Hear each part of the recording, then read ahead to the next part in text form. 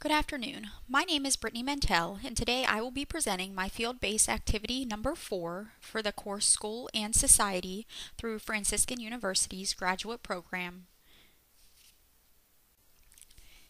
This screencast will focus on the National Board of Professional Teaching Standards Proposition number 3.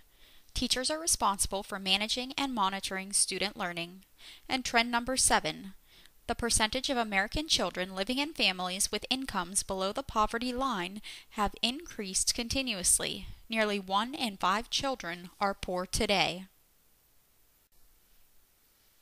More specifically, this screencast will identify and apply research-based strategies that promote academic achievement and social development for students of poverty.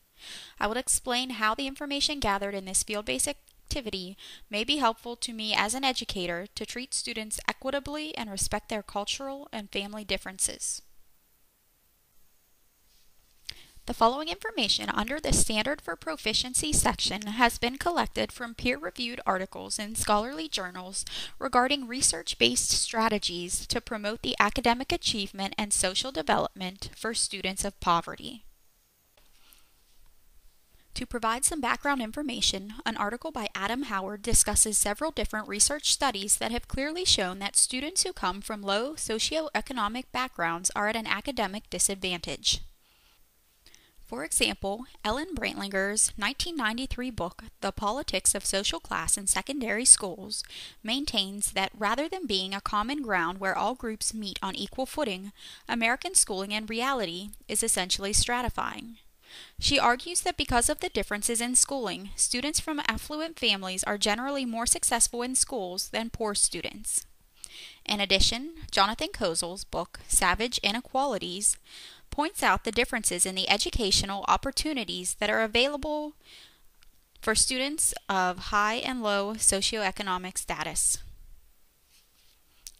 Finally, Arthur Appleby, Judith Langer, and Ina Mullen's 1986 National Assessment of Educational Progress found that poor students at age 17 had similar scores on a standardized exam to economically advantaged students at age 13. Research has found that children living in poverty are more likely to be given a special education label, drop out of school, and encounter discipline issues. In addition, children living in poverty lack social skills.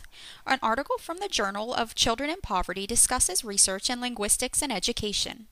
Research has established that the skills referred to as social register and code switching are essential social skills. Social registers are the form that expressive language takes depending upon the context of the social situation, and code switching occurs when there is a shift in language that is guided by a shift in context. When students are able to master these skills, research has proven that students demonstrate greater flexibility in difficult academic and social situations.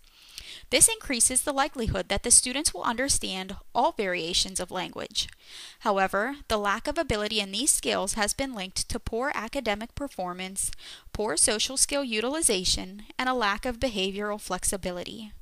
Researchers identify the attainment and mastery of these skills as crucial in moving up from poverty to the middle class. Children in poverty usually are taught only the casual register in their homes. This is considered their primary discourse and can be considered their home language. On the other hand, public schools mostly teach in the formal register, and state, SAT, and ACT tests are always delivered in the formal register.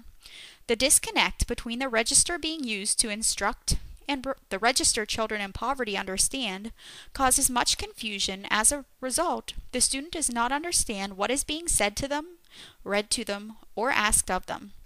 Because our nation's middle class is usually taught the formal register in their homes, it is no surprise that this is the expected register in our public schools.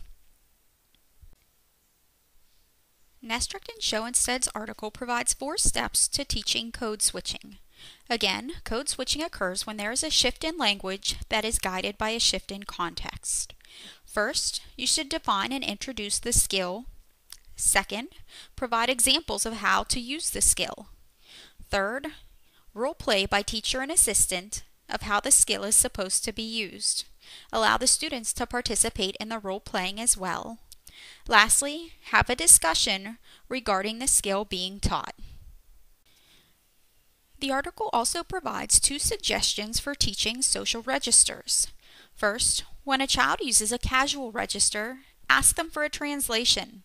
Allow the entire class to participate to help translate the spoken words if the student has trouble expressing himself in the formal register. Second, encourage daily journal writing. Allow students to write in casual registers if that's how they feel most comfortable, and then ask them to create a second copy in the formal register to practice the formal register.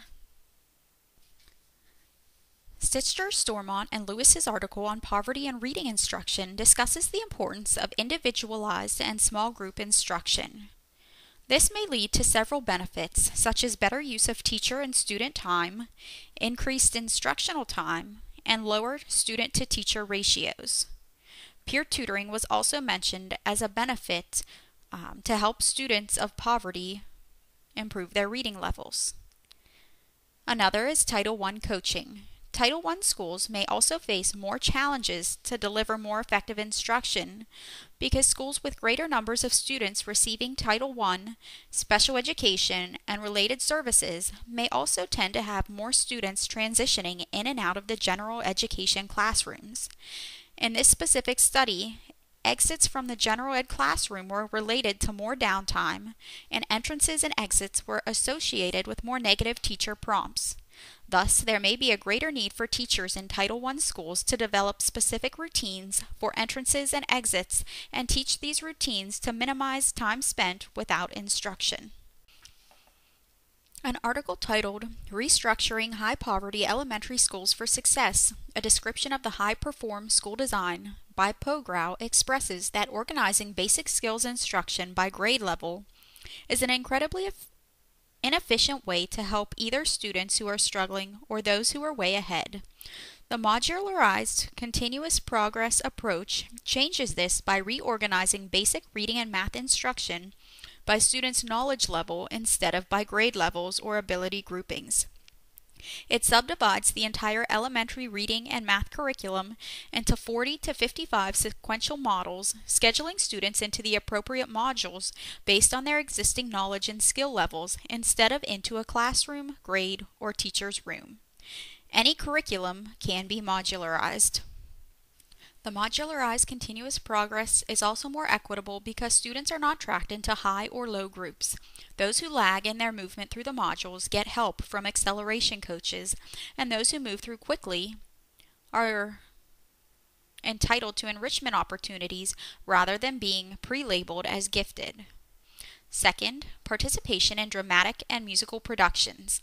Research on a national database showed that participation in dramatic productions increased the reading scores of low-income high school students to a greater extent than those of advantaged. The growth resulted from the group tasks eliciting more sophisticated uses of language from students than are called for in the typical classroom. Lastly, the thinking skill development sequence anchored by HOTS, or the higher order thinking skills. The HOTS program created by Pogrow revolves around thinking development. Students must first develop a general sense of understanding about how to deal with abstract ideas and how to generalize and integrate information. They have to first learn how to understand understanding. This thinking development approach yields substantially higher test score gains than remedial or test prep approaches, approximately 3 times the growth in reading comprehension, even as it produces gains in overall intellectual and social development. Finally, I want to touch upon post-secondary education.